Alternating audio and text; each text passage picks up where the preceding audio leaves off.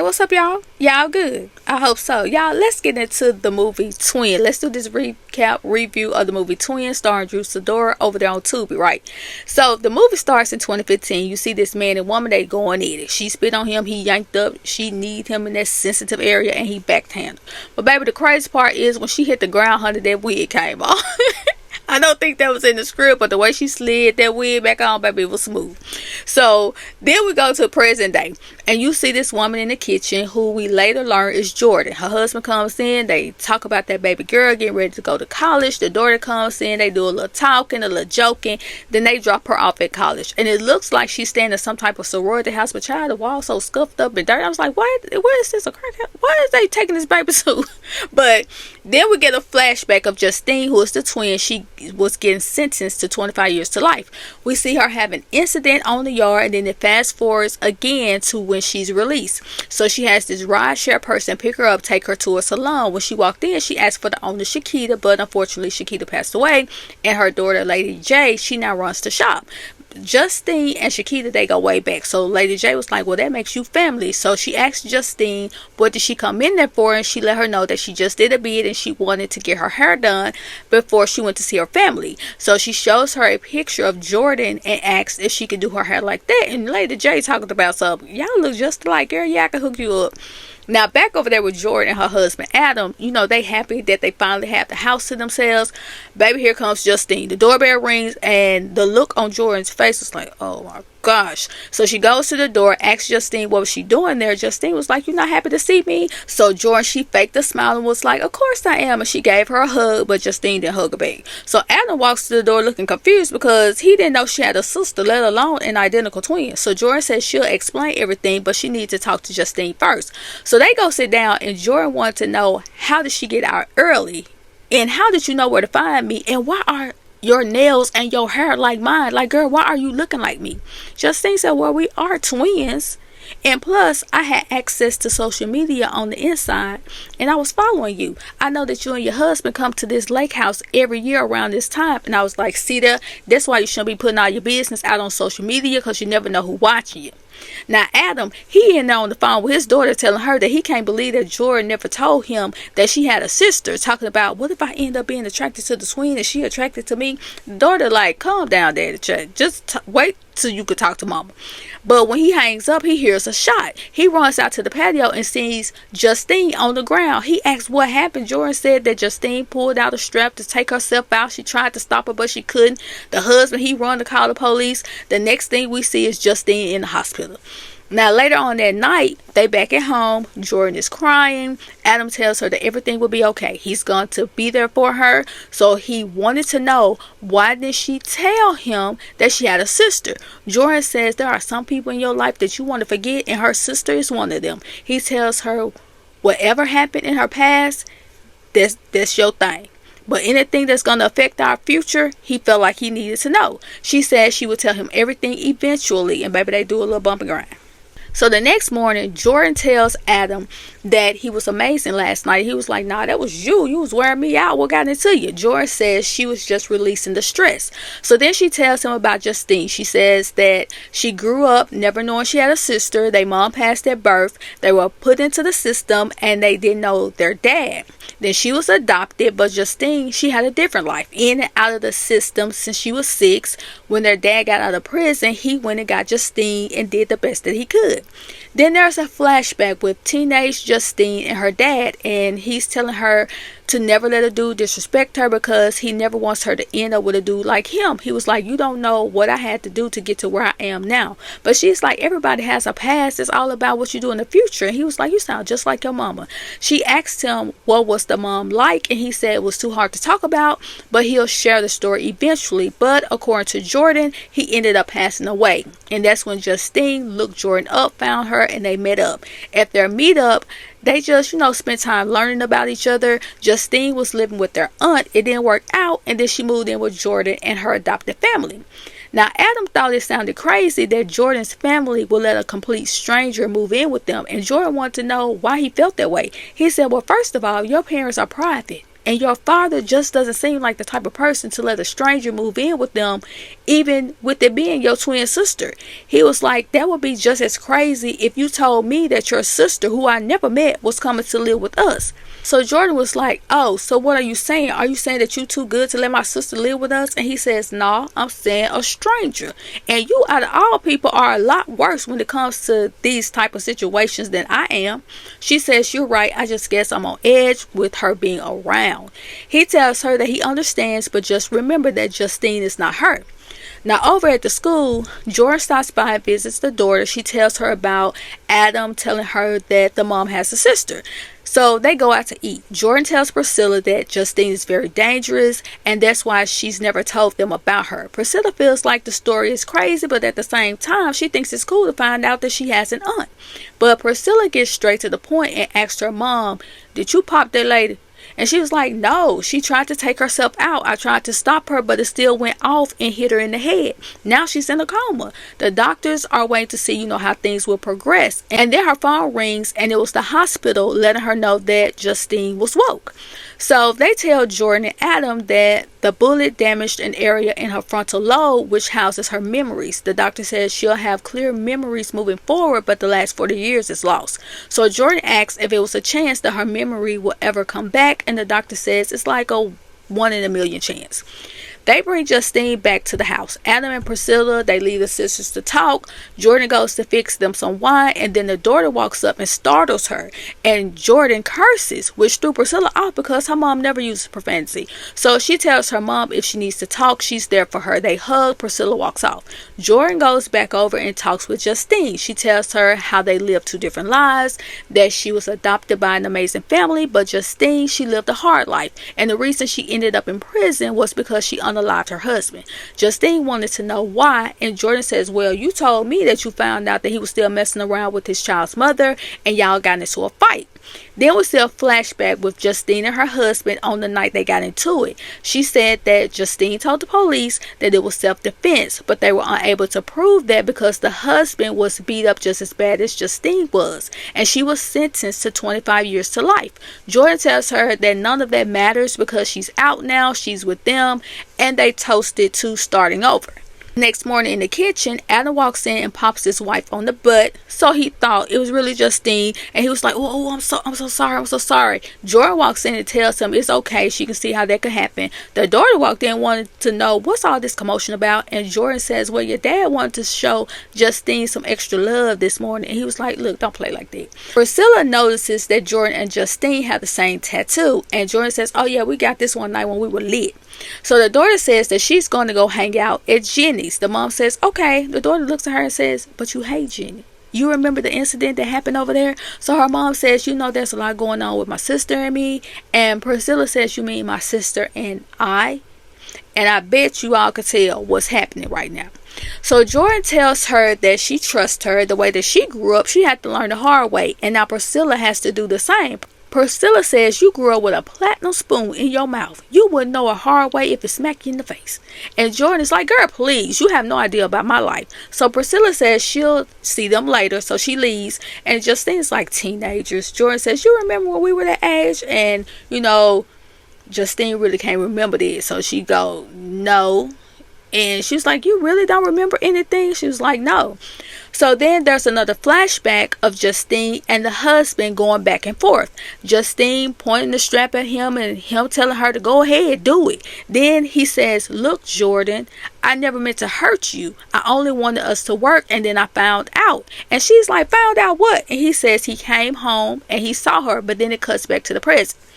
Now in that moment, I was confused because why did he call her Jordan and that's Justine? So I feel like there was a moment in the movie where they missed it in taping and editing, but let's continue.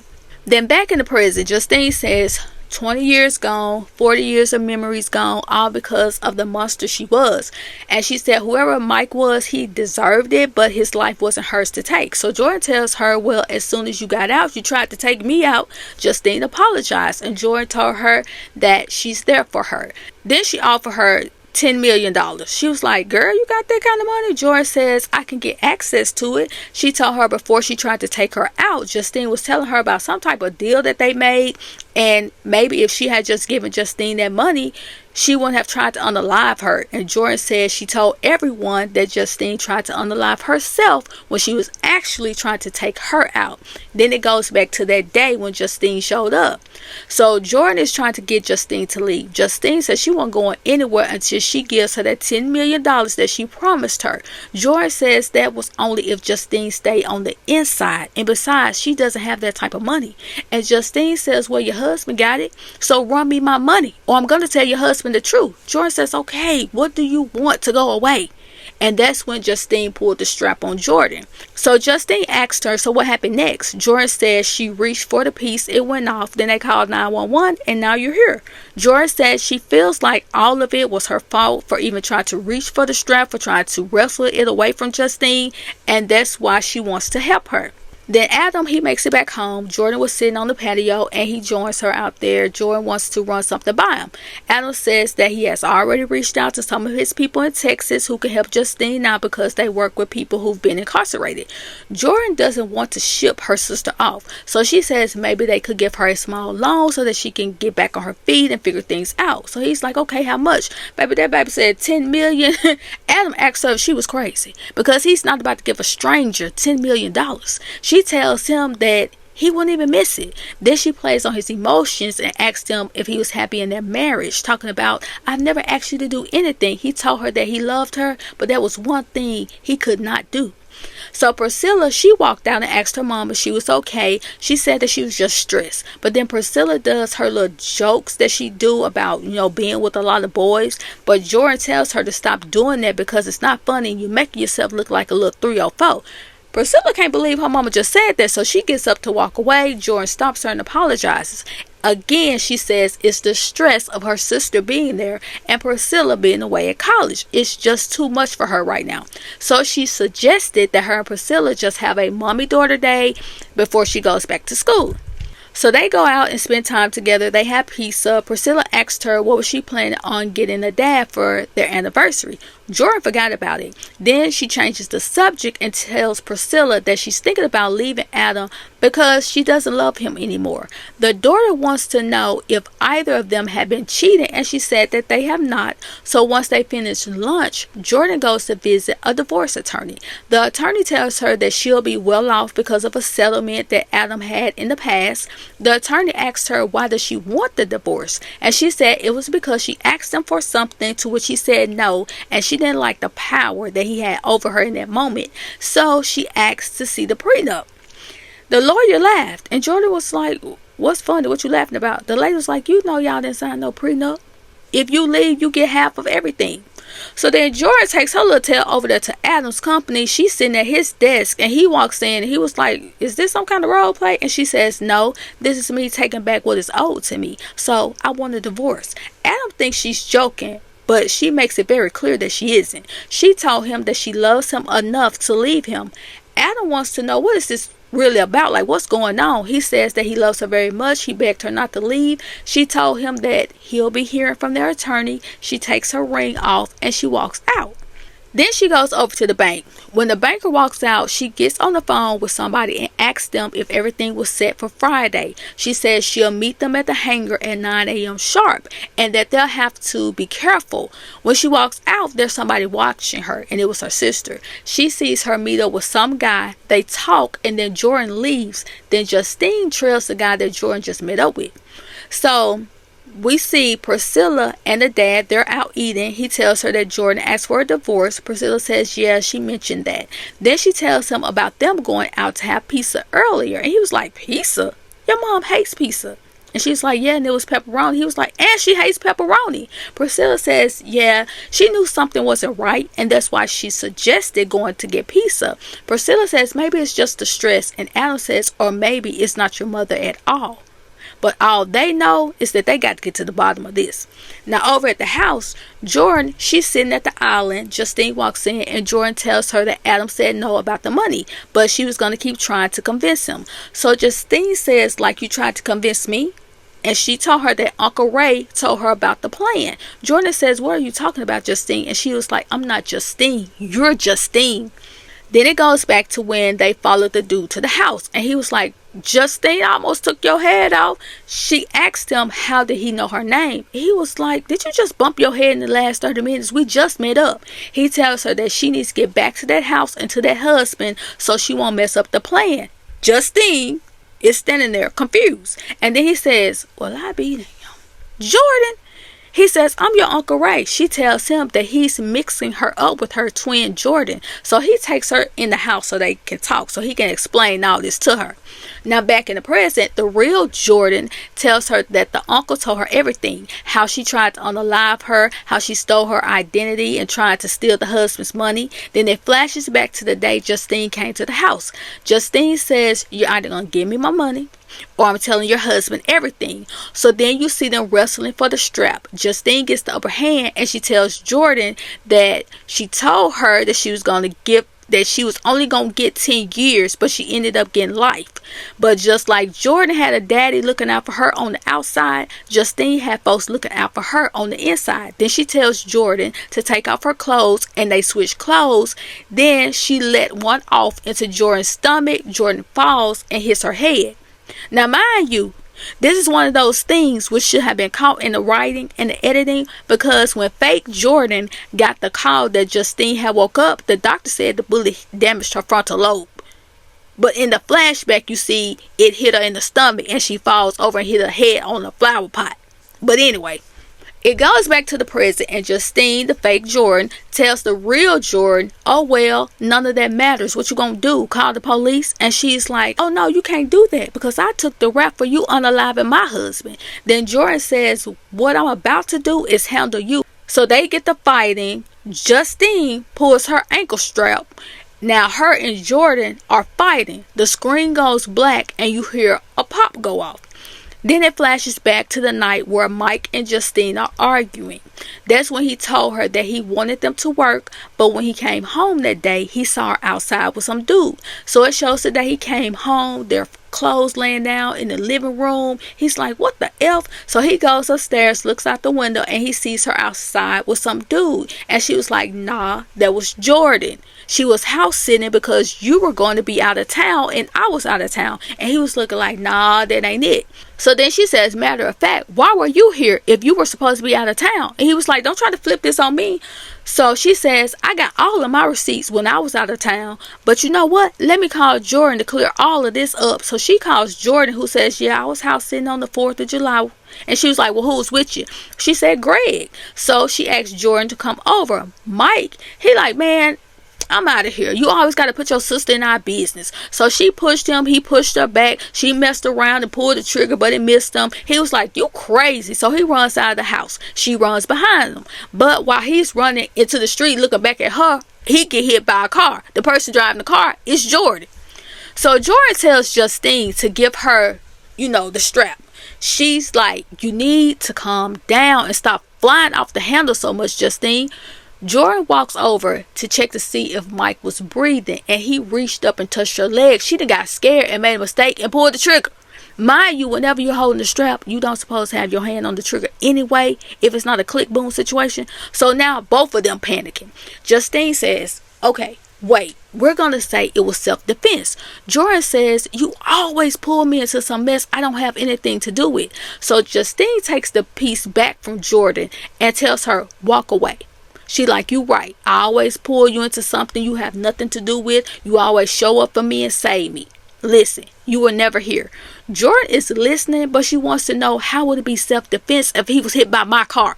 Justine said that she was going to say that she was using Jordan's car. Justine lets two off into the car and says she's going to say that Mike fired at her and she hit him with the car. And that's when they make the deal that Justine was going to take the rap for Jordan, and Jordan was going to make sure that Justine was good when she got out. Now over at the attorney's office, and the attorney is Jordan's daddy, he says, I know the truth. You were driving, Jordan. Your fingerprints all over the weapon. He said that she will have to convince her sister to confess to the unaliving. She'll think the deal is for 10 years, but she'll really be getting 25 to life. So Jordan was like, you want me to trick my sister? Her dad basically said, yeah, because no daughter of his was going to be in jail. But your sister, who's been in and out, yeah, that's a no-brainer. He was like, either get her to confess or both of y'all can go in. She was like, I can't go down for this. I didn't work too hard for everything that I got. She feels like there should be another way. He said there isn't. Go in there and get her to sign that paper. So she goes into the interrogation room where Justine is. She tells her that she'll get 10 years if she just signs that confession. Justine says, I don't understand nothing on that paper. Just tell me if it's a good deal. So Jordan nods. And so she trusts her sister. Justine signs it. But Jordan, she crying because she know what's up. She know the real deal.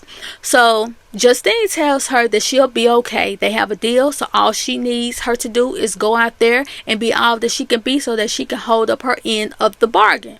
Then it takes us to her day in court when the judge sentenced her to 25 to life. Justine looks back at Jordan like, what the... And Jordan, she just puts her head down. She ain't even try to act shocked. Justine tells Jordan, you played me, but I got something for you. I got something for you. I got something for everybody. So then fast forward to Justine getting a visit from an attorney who tells her that she's free. Because the judge, who doesn't want his wife to find out about his mistress, had a slight change of heart and he signed off on her appeal. She wants to know, like, who would do something like that for me? And he said, well, I knew your father. He was good people. I owe him a favor and this is me paying her back.